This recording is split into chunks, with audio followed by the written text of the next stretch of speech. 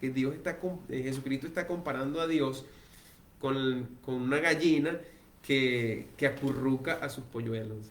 Es como si estuviera diciendo que Dios es madre, que Dios es femenino, ¿no?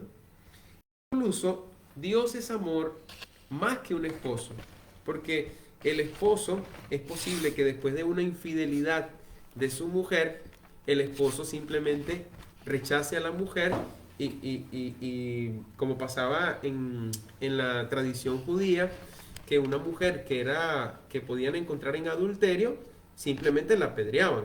Entonces el amor de Dios es más grande que el amor de un esposo. Porque si eres infiel a Dios, Él no te va a matar a pedradas. Al contrario, su amor es más firme incluso que los montes, que las colinas, dice la palabra de Dios. Aunque las colinas se caigan, el amor de Dios permanece. Es decir, el amor de Dios es eterno. Y el resumen final de esta sección, eh, más bien de esta parte del catecismo, dice que Dios es inefable. Y si comprendieras a Dios, entonces dejaría de ser Dios. Qué profunda esta palabra de San Agustín. Alguien dice, comprendí a Dios. Entonces significa que ese Dios al que tú dices que comprendiste no es el Dios verdadero, porque el Dios verdadero es incomprensible. Bien, el catecismo también ahora aquí nos presenta lo que llama el catecismo las consecuencias de creer que Dios es único. Si nosotros decimos que creemos en Dios y creemos que Dios es uno y creemos que Dios es único, entonces esto tiene consecuencias. Creo que ahí dice consecuencias. Lo escribí mal. Consecuencias. Y bueno, de alguna manera yo creé esta mnemotecnia para que podamos recordar un poco lo que el catecismo nos enseña con la palabra curar. Curar simplemente una mnemotecnia, ¿no? Eso no lo dice el catecismo propiamente. Curar, que serían como las siglas de confiar, usar bien, reconocer a Dios, agradecer y reconocer al hombre. En estas 5 cosas se resume. Es decir, tú crees en que Dios es solamente uno, que no hay otro Dios. Si no hay otro Dios, significa que no hay otro ser en el universo al que tengamos que rendirle cuentas y tampoco existe ningún ser en el universo que sea tan grande como Él. Entonces a mí lo que me queda es confiar. Por eso el catecismo coloca esta oración de Santa Teresa: nada te turbe, nada te espante, todo se pasa, Dios no se muda, la paciencia todo lo alcanza, quien a Dios tiene nada le falta, solo Dios basta. Tú crees que Dios es el único Dios, entonces confía en Él, porque no existe otro. También dice el catecismo, tú crees que Dios es el único Dios, entonces tienes que usar bien la creación, usar bien todo lo que ha sido creado y usar bien de tu cuerpo y usar bien de todo lo que existe en el mundo. Y yo compuse esta oración con lo que decía el catecismo: Señor mío, quítame lo que me aleja de ti, dame lo que me acerca a ti y despójame de mí para darme todo a ti. Es decir, usar bien de la creación y de lo que yo soy. También reconocer a Dios. ¿Qué tengo que reconocer de Dios? Que no quiero otro Dios en mi vida. Que si Dios es uno y único, entonces ¿por qué voy a inclinarme ante otro Dios? No tiene sentido. Tú me superas, Señor. Eres grande y majestuoso. Es decir, creer en que Dios es único también tiene la obligación de que nosotros no adoremos a otro Dios. Y también agradecerle, porque si existe solamente un único Dios, entonces todo lo que existe en el mundo, en el universo, viene de Él.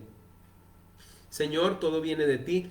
no hay nada que hayamos recibido y no puedo pagar todo lo que has hecho por mí. Por último dice reconocer también al hombre. Señor, todos los hombres tienen la misma dignidad que yo y yo no soy distinto, entonces ayúdame a amarte en ellos. Entonces, el creer en que Dios es un único Dios, entonces tiene 5 obligaciones para nosotros. Confiar en Dios pase lo que pase, usar bien de la creación que Dios ha hecho para darle gloria a Él, reconocer que Dios es Dios y que no hay otro, agradecerle solamente a Él porque todo lo que tenemos viene de Él y reconocer que todos los hombres somos iguales y que merecen el mismo trato, el mismo respeto, porque tienen la misma dignidad que yo. Bien, hermanos, ahora vamos a adentrarnos en este tema que de repente alguno de ustedes lo ha escuchado en otro momento, que es el tema del filioque. Yo quise colocar acá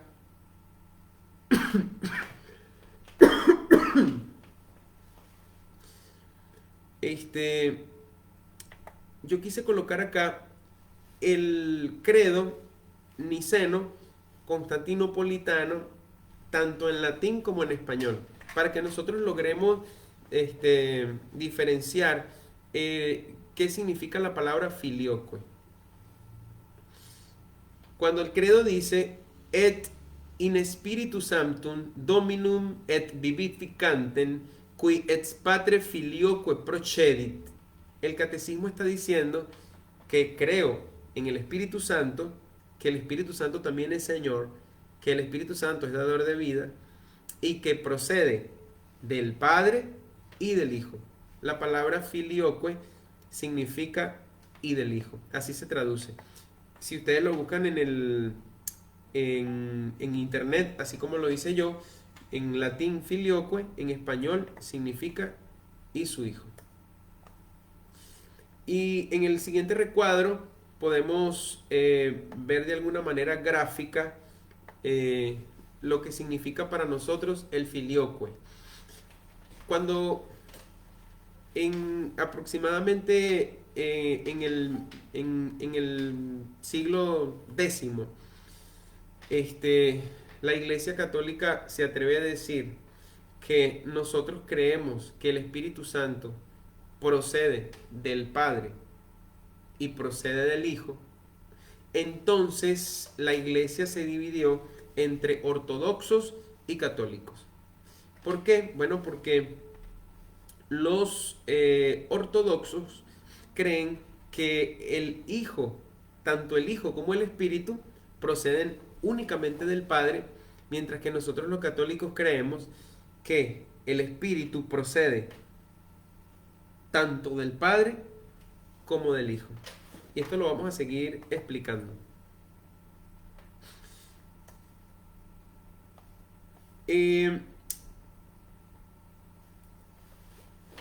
Quisiera que nosotros escucháramos ahora esta palabra que significa economía de la salvación. ¿Por qué quiero que reflexionemos sobre esto? Porque a lo largo del catecismo vamos a encontrar esta expresión, la economía de la salvación. Y economía no quiere decir, o sea, no se refiere al dinero propiamente dicho, sino que la economía viene de una palabra profana, la palabra profana economía, oikos nomos. Esa sería la etimología de la palabra economía, oikos nomos, que significa, oikos significa casa y nomos de alguna manera significa orden o puede significar ley, etc. La economía no es cuánto dinero tenemos, cuánto dinero manejamos o cómo administramos el dinero, sino la economía, estrictamente hablando, según su etimología, significa el orden de la casa, es decir, cómo administro mi casa. Eso en un sentido estricto. Pero cuando hablamos de economía de la salvación, entonces estamos hablando, es como un sinónimo de historia de la salvación. Economía de la salvación significa cómo Dios ha dispuesto a lo largo de la historia ciertos acontecimientos, sucesos, palabras, gestos, para que nosotros lleguemos a la salvación. Tenemos aquí una palabra que es la Trinidad ontológica, que significa la Trinidad en sí misma. ¿Qué es la Trinidad ontológica? Bueno, sencillamente la Trinidad ontológica significa lo que Dios es en sí mismo. Ontología es el área de la ciencia que explica el ser, que analiza el ser, cuáles son las características del ser, de dónde proviene, etc. La Trinidad ontológica es lo que Dios es, propiamente.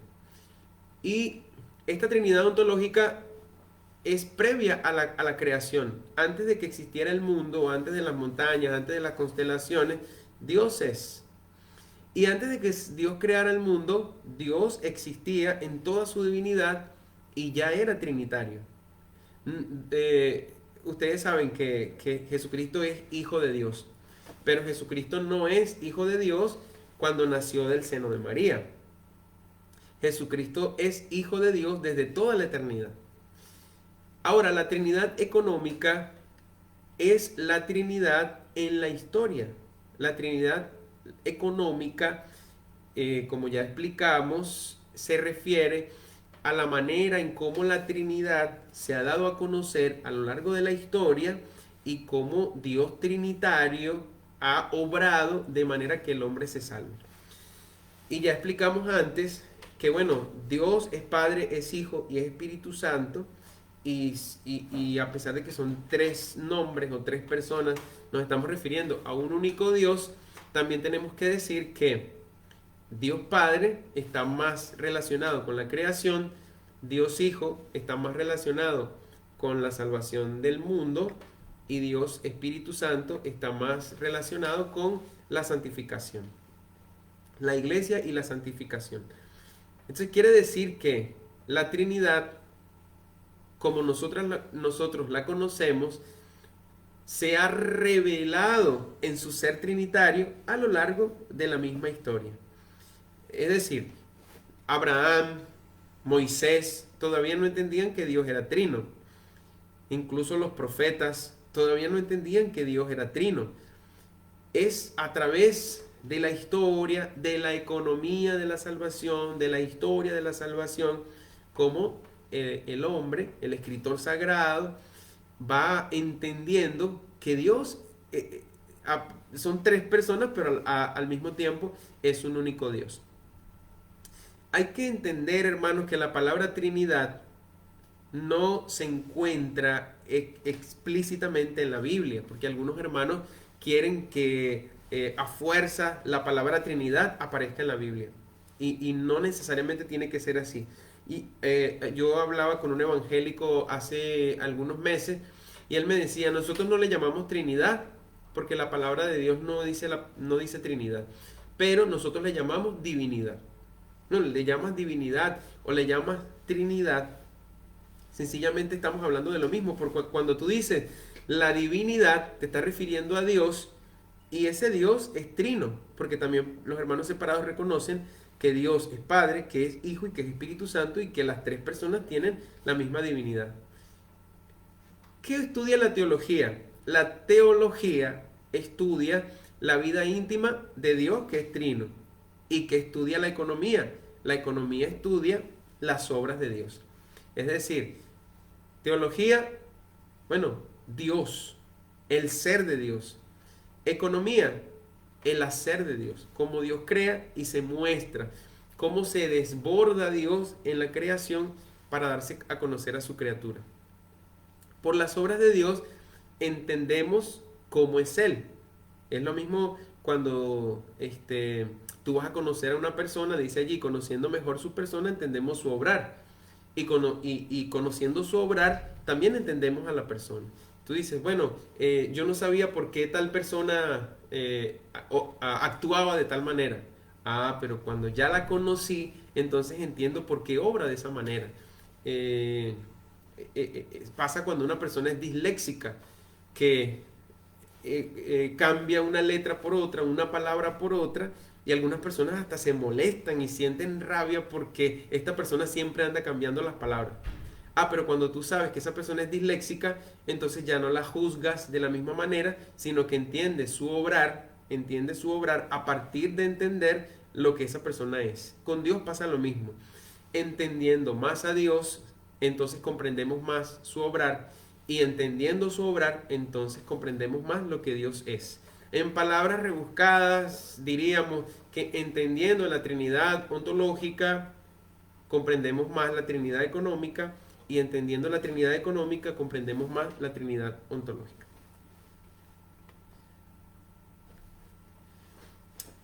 Dios es trino. El catecismo lo expresa sin ningún tipo de ambaje. Dios es trino. Pero nosotros no podríamos saber qué es trino si Él no lo hubiera revelado. La pura razón no puede descubrir que Dios es trino.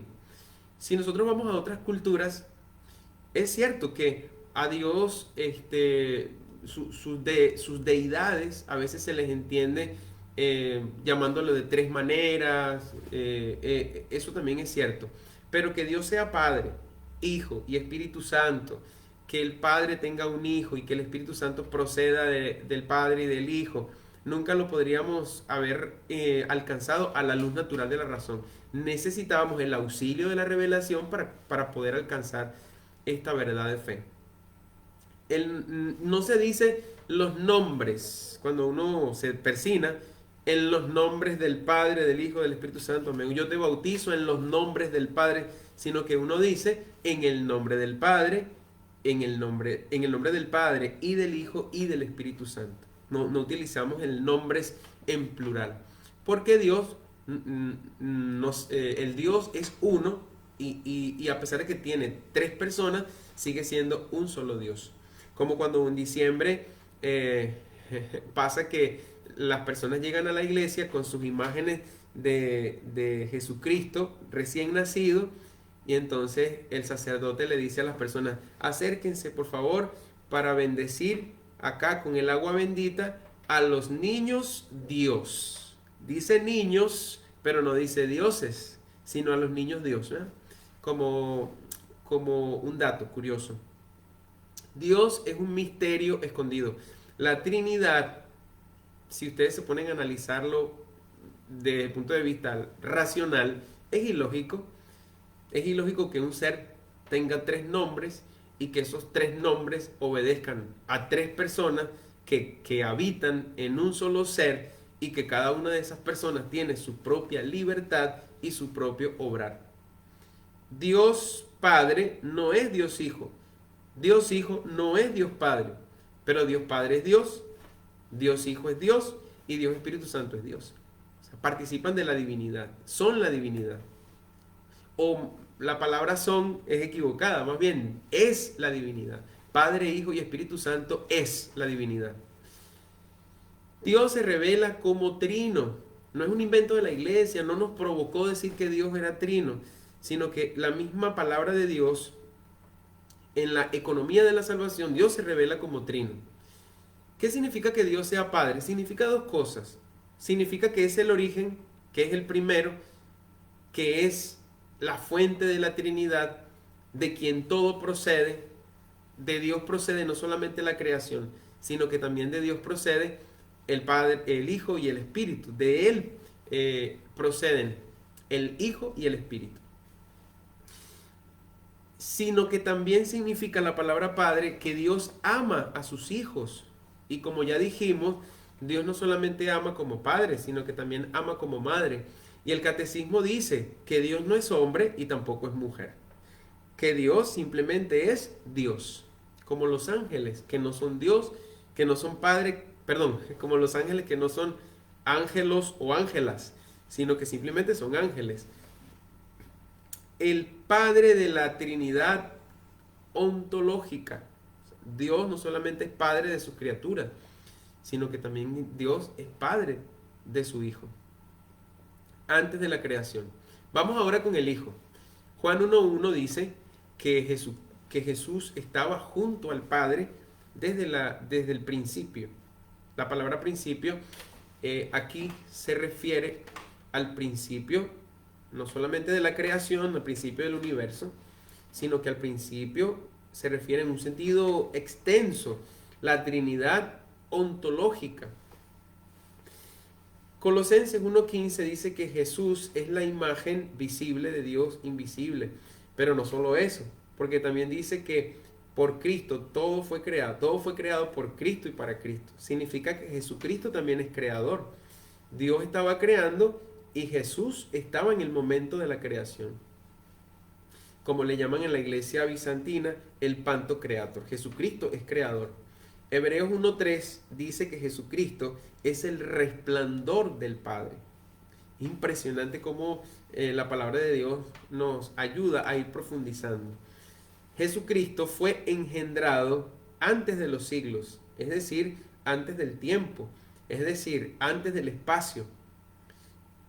Si ustedes, yo les pidiera que, por ejemplo, tomaran un objeto en su mano en este momento y yo les pidiera que le quitaran a ese objeto el tiempo y el espacio, ¿qué queda de un objeto cuando le quitas el tiempo y el espacio?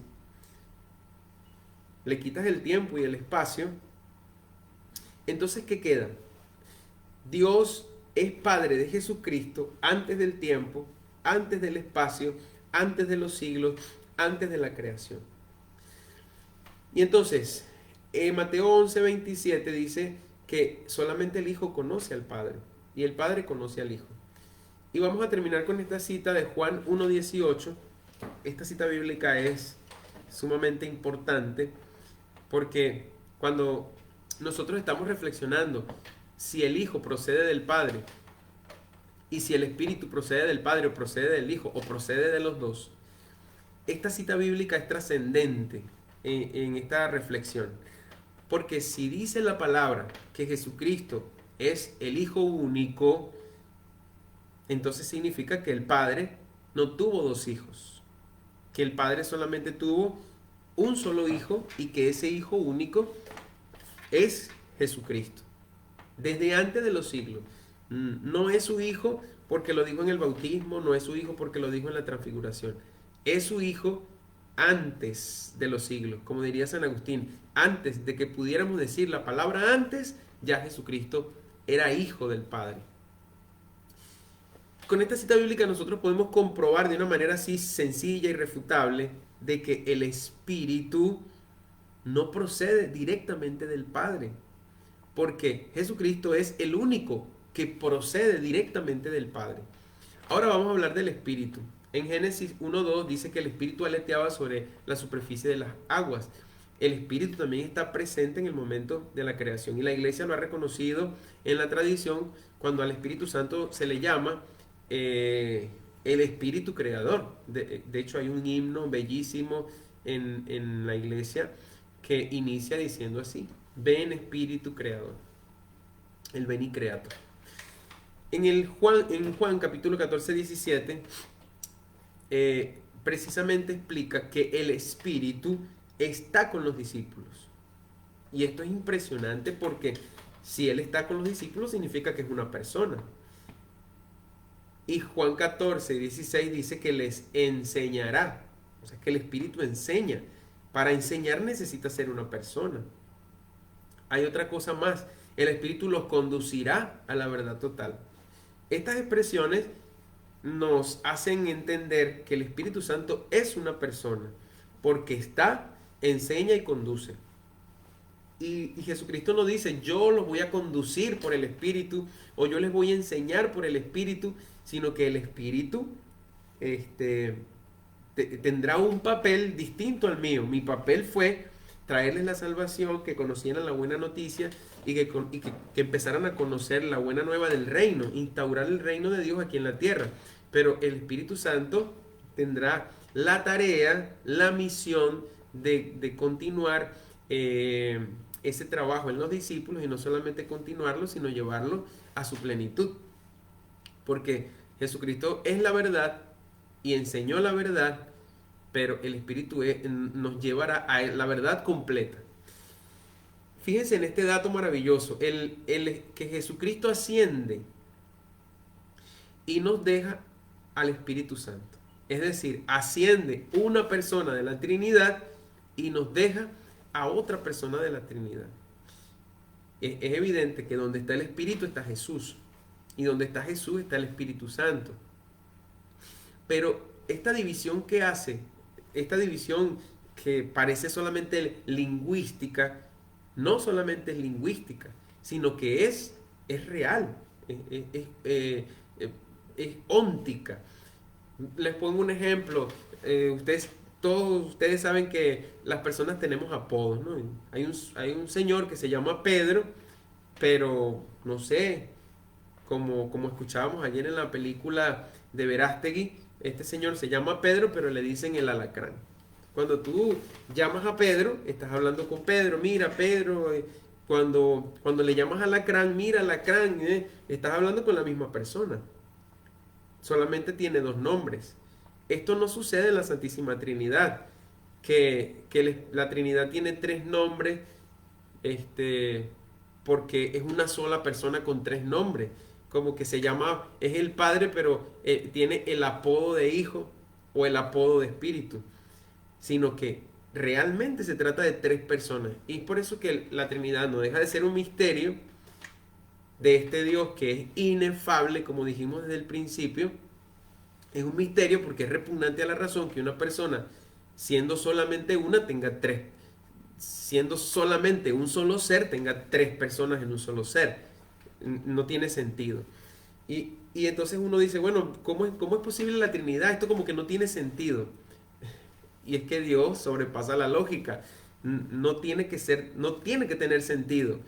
Porque si tuviera sentido lógico, si lo pudiéramos comprender, y si lo pudiéramos abarcar con toda nuestra razón, entonces no sería Dios. Todos los intentos humanos por alcanzar a Dios, por querer abarcar a Dios y todo lo que Dios es, hermanos, nos deja fuera de Dios, nos deja más acá del misterio. Como se respeta, ¿verdad? Nosotros respetamos a las otras creencias de otras religiones, otros credos, pero nosotros teniendo esta revelación tan magnífica, que es una revelación que Dios mismo nos ha regalado, porque en la revelación Dios no revela algo, sino que se revela a sí mismo, es una autorrevelación de su propia persona, de su propio ser y de su propio propósito al crear, etcétera, ¿no? Cuando otras religiones, otros credos, otras espiritualidades hablan del nirvana, como alcanzar el nirvana, que significa unirse al cosmos, como una especie de panteísmo y ser uno con el cosmos, en un grado de perfección, donde el cosmos y tú pierdes tu identidad de sujeto, y tu identidad de sujeto se desvanece entre el todo, y entonces tú ya no eres nada, sino que eres parte del todo. Bueno, nosotros no comulgamos con este pensamiento, porque cuando nosotros morimos y después resucitamos, no va a resucitar el todo, donde el Padre, el Hijo y el Espíritu y yo y tú están confundidos, y Pedro y Juan y Santo Francisco de Asís y Santa Teresa están todos confundidos en un todo donde no se distingue quién es quién. Eso no es así. Va a morir un sujeto y va a resucitar un sujeto. Por lo tanto, nosotros sabemos distinguir una persona de otra persona, un sujeto de otro sujeto. El núcleo de lo que es el yo de la persona es lo que va a resucitar. No, muero yo y resucita otro. Si muere Edison, tiene que resucitar Edison. Esa es la buena noticia que Jesucristo nos vino a enseñar. Que la resurrección es posible, pero no como unirse a un todo deforme, confuso, sino más bien unirnos a la vida divina. De eso se trata. Jesucristo asciende la persona del Hijo y nos envía a la persona del Espíritu.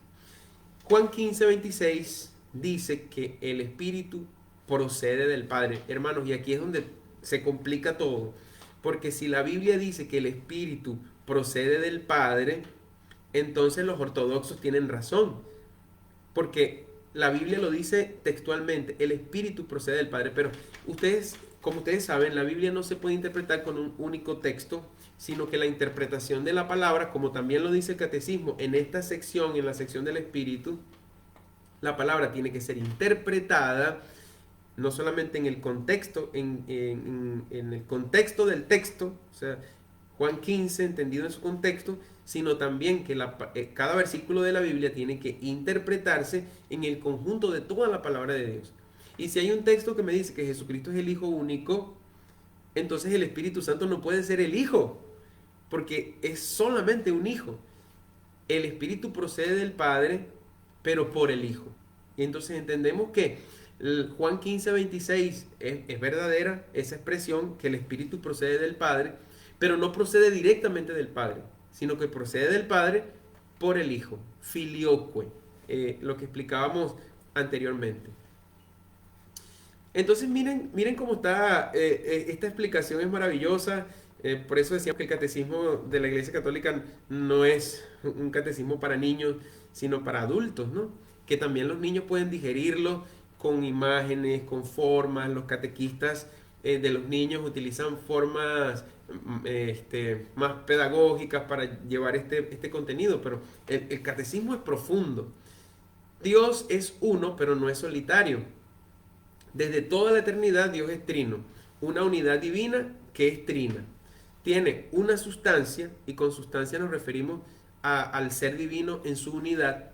Tiene tres hipóstasis, cada una enteramente Dios.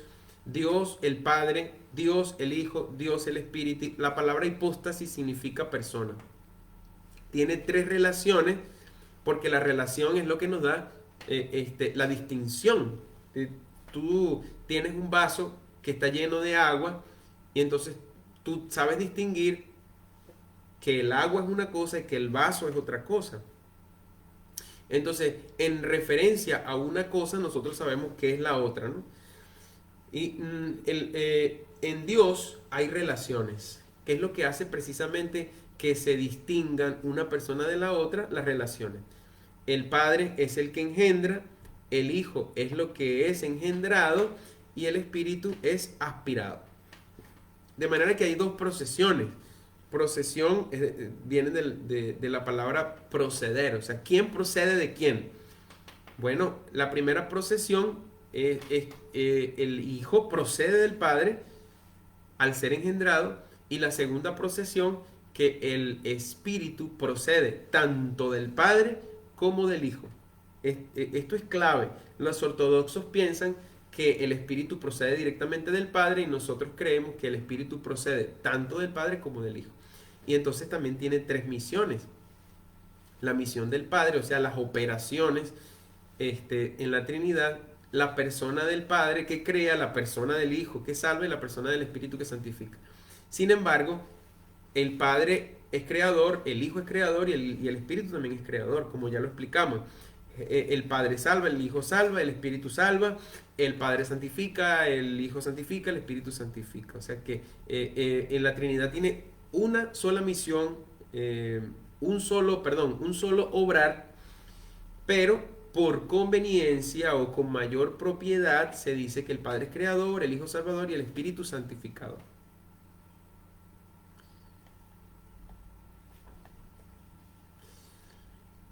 ¿Cuál es la finalidad de la economía divina? O sea, ¿para qué estamos en este mundo? ¿Para qué la creación? ¿Para qué todo? Todo lo que existe. Porque Dios quiere que nosotros participemos en su vida divina. O sea, Dios quiere morar en mí. Como si alguien me ama, el Padre lo amará y vendremos a morar en él. Que imagínate lo impresionante que es este versículo de la Biblia. Que la Trinidad quiere habitar en ti como si tú fueras la casa y la Trinidad a quien hospedas en esa casa. Impresionante, ¿no? Y ser igual, la palabra dice que todos sean uno como tú, Padre, estás en mí y yo estoy en ti. Prácticamente la comunión que espera Jesucristo de nosotros, los cristianos, es una comunión a la manera de la comunión de la Trinidad. La vara más alta no la podía poner Jesucristo. Ahora, hermano, yo quise elegir algunos temas que me parece que son interesantes o que a veces nos pueden causar cierta complicación en la mente, porque como les dije al principio, no da tiempo de ir profundizando en todo el catecismo y vamos a tocar solamente algunos temas que fueron entresacados de esta segunda sección para que nosotros podamos tener una idea clara de qué significan estas cosas. El primer tema que elegí, Dios crea de la nada. Dios no necesita nada preexistente para crear. La nada no es el origen, sino Dios. La creación no es una emanación necesaria, es decir, Dios no tenía que crear a juro, a fuerza, sino que Dios decide crear. La creación es una decisión de Dios. Y si le preguntamos a Dios, Dios, ¿por qué creaste el mundo? La respuesta es sencilla.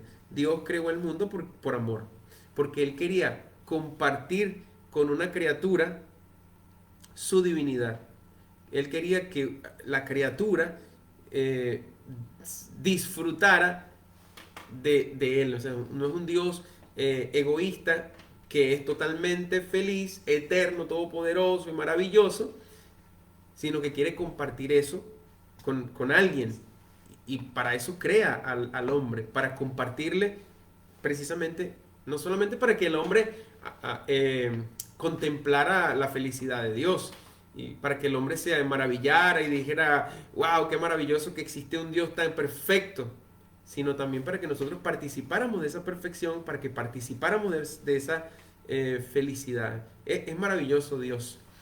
La nada no es la materia prima, sino la ausencia de toda materia prima. Cuando nosotros decimos que Dios crea de la nada, no queremos decir que antes de Dios estaba la nada, o antes del mundo estaba la nada, como si la nada fuese un sujeto. Más bien, de la nada no puede salir nada. Por eso, ¿de dónde sale la creación entonces si no había nada? La creación sale de la potencialidad de Dios de crear, de su poder. Si Dios es todopoderoso, puede crear lo que quiera. Y antes de que eso existiera no había nada. Incluso es bíblico porque la palabra de Dios dice que Dios hizo Dios hizo todo de la nada, aquí me equivoqué, y a los humanos también los creó de la nada. Ese es el primer tema. El segundo tema que quiero compartir con ustedes, me pareció súper interesante, que el catecismo habla de los ángeles. ¿Qué es un ángel? Es un espíritu. Son servidores y mensajeros de Dios. La palabra ángel no quiere explicar lo que el ángel es, sino el oficio del ángel. La palabra ángel significa mensajero.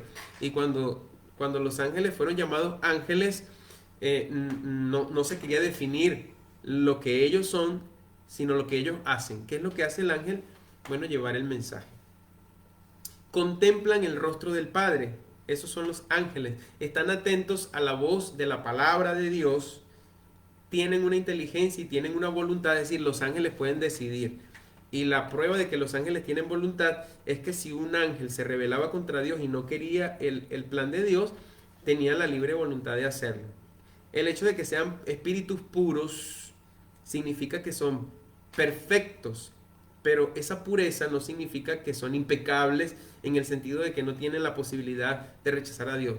También los ángeles tienen la posibilidad de rechazar a Dios, lo cual es una tontería porque los ángeles tienen la posibilidad de contemplar a Dios tal cual es.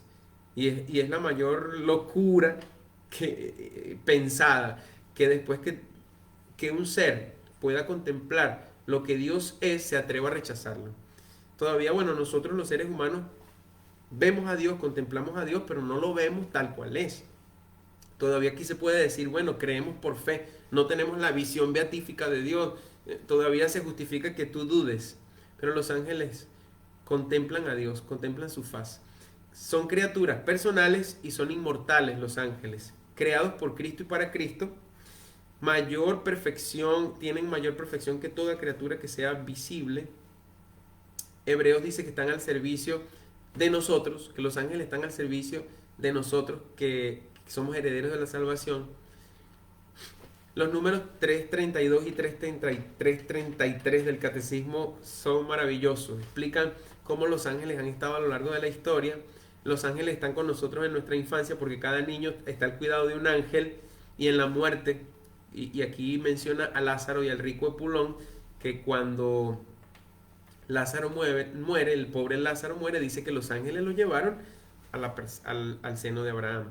Génesis 3, los ángeles cayeron. Es decir, los ángeles rechazaron a Dios y su reino por libre elección. Nadie los obligó a rechazar a Dios. Ellos decidieron rechazar a Dios. De naturaleza buena se hicieron malos por sí mismos. Es decir, que Dios no creó a los ángeles malos. Los ángeles son criaturas, pero en sí mismos son buenos. Se hicieron malos por libre decisión. Y es lo que pasa también con nosotros. Tú eres bueno, pero puedes tomar la decisión de ser malo. Y Dios no te lo va a impedir, porque si te lo impide, entonces te tendría que quitar la libertad. Y es un Dios tan bueno que no quiere quitarte tu libertad de elegirlo. Ser como dioses es la carnada que lleva a la rebelión. Cuando el demonio le dice a Eva, ustedes van a ser como dioses, de alguna manera se está delatando. El demonio está en el infierno porque él también quería ser como Dios. No hay arrepentimiento después de la caída para el demonio, así como tampoco hay arrepentimiento para nosotros después de morir. Entonces, hay gente que dice, bueno, ¿y por qué el demonio no se convierte? ¿Por qué el demonio no cambia? ¿O por qué no decide ser bueno? El demonio ya no tiene la posibilidad de ser bueno porque su decisión es irrevocable. El demonio no tiene poder infinito, es un ser puro, pero no tiene poder infinito porque a pesar de que es un ser puro, un espíritu puro, es al fin y al cabo es una simple criatura. Y a la pregunta de por qué Dios permite que el demonio actúe en el mundo, bueno, respondemos con Romanos 8:28, todo lo que el Señor permite es para nuestro bien y no podemos entender de alguna manera con nuestra razón limitada por qué Dios permite la actividad diabólica en el mundo. Eso será un misterio que comprenderemos, será a la hora de nuestra muerte, ¿no? ¿Por qué Dios lo permitía? Ya hay una parábola del trigo y la cizaña que nos da más o menos a entender por dónde van los tiros. El siguiente tema, Jesucristo descendió a los infiernos. Tema interesante, ¿no? Hebreos dice que Jesucristo estuvo en la morada de los muertos. Y Pedro dice que Jesucristo bajó al Sheol a predicar la buena nueva. El infierno es el Sheol, es decir, la morada de los muertos. Y aquí la palabra Sheol no significa el infierno como tal, sino que la palabra Sheol era la morada de los muertos para aquellos que estaban esperando la venida del Mesías.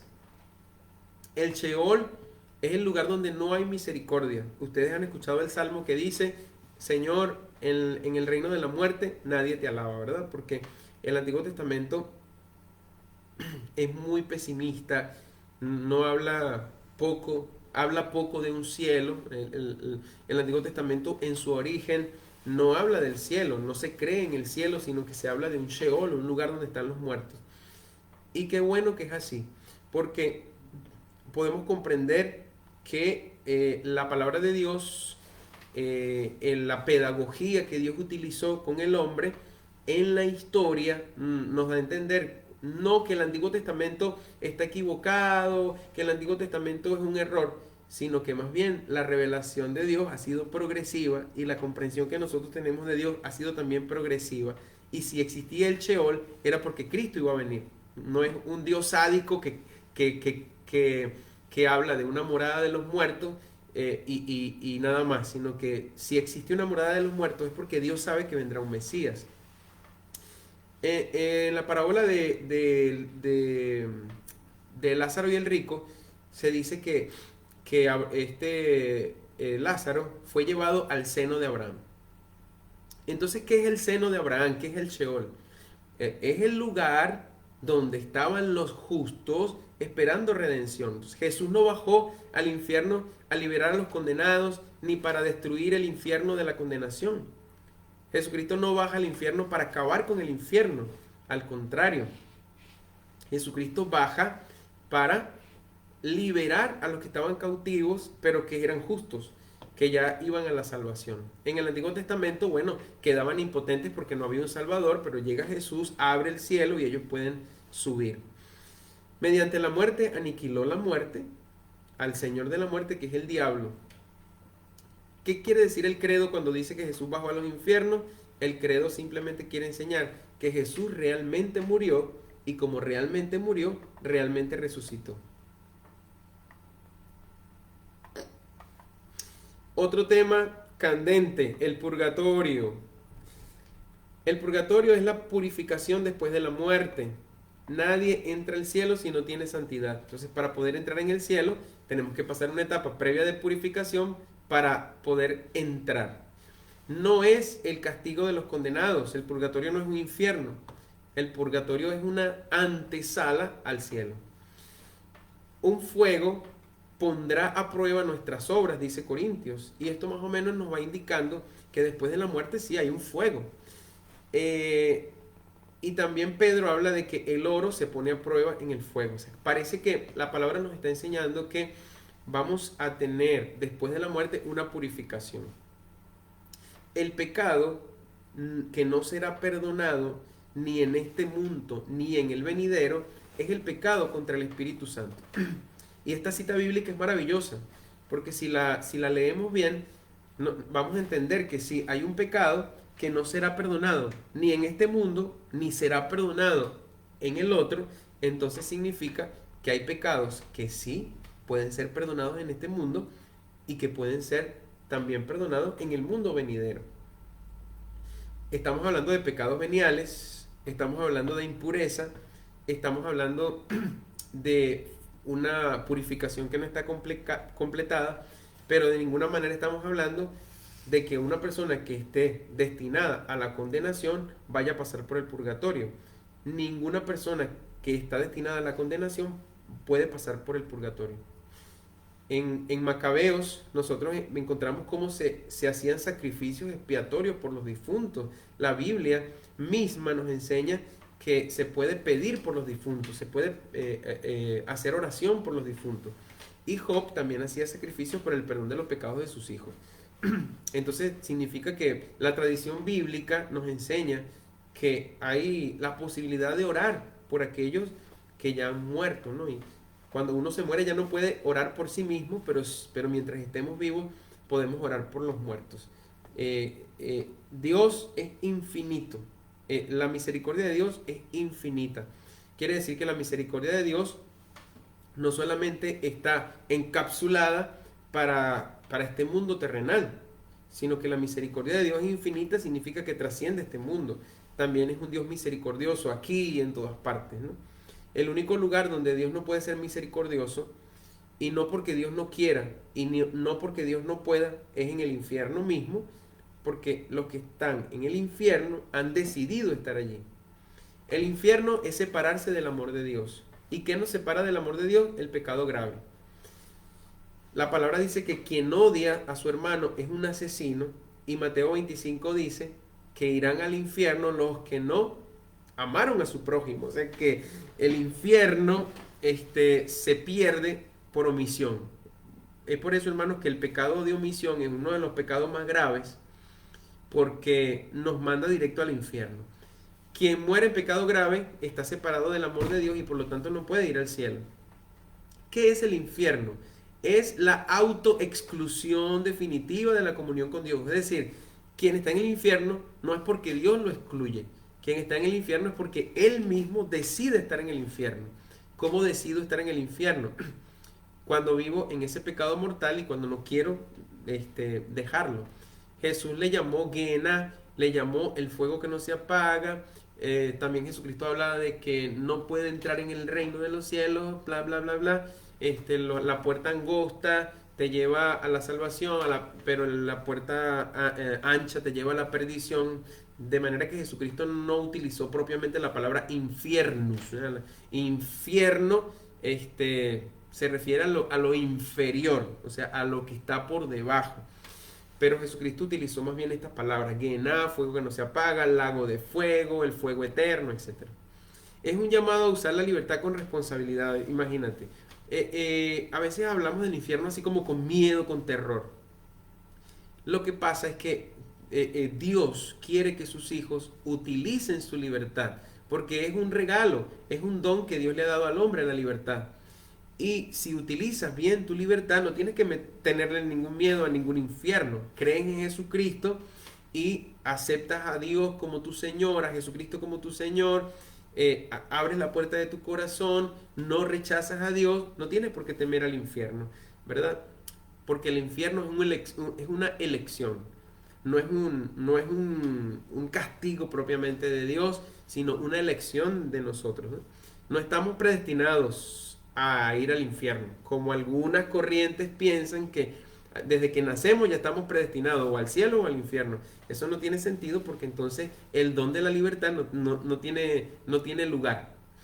Se alcanza solo con la aversión voluntaria a Dios y cuando se persiste en ello hasta el final. O sea que podemos decir así como en forma sencilla, vamos al infierno por tercos. La terquedad es la actitud que nos priva del cielo.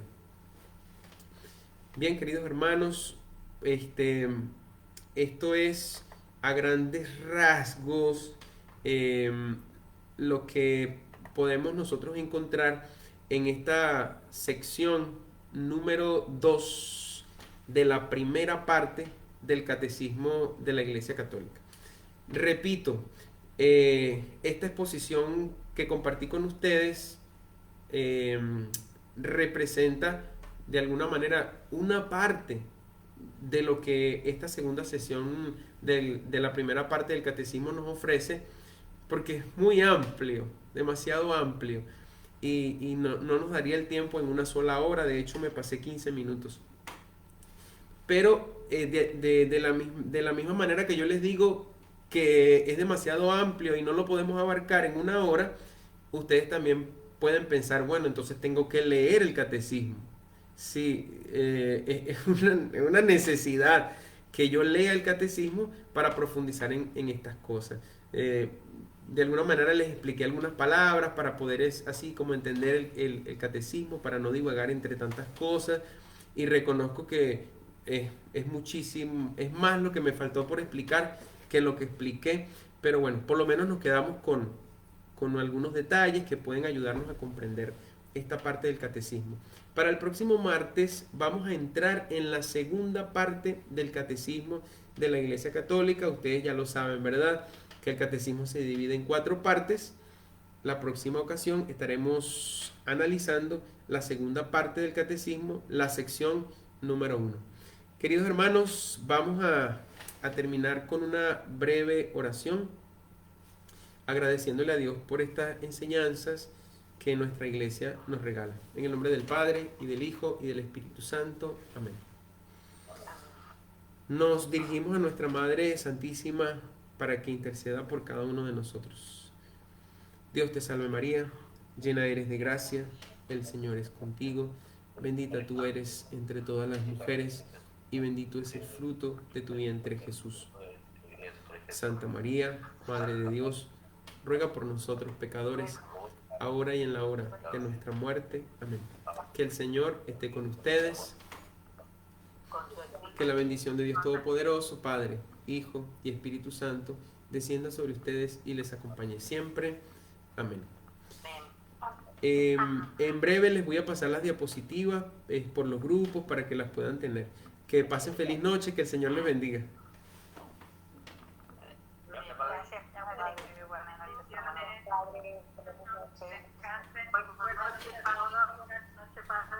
Feliz noche.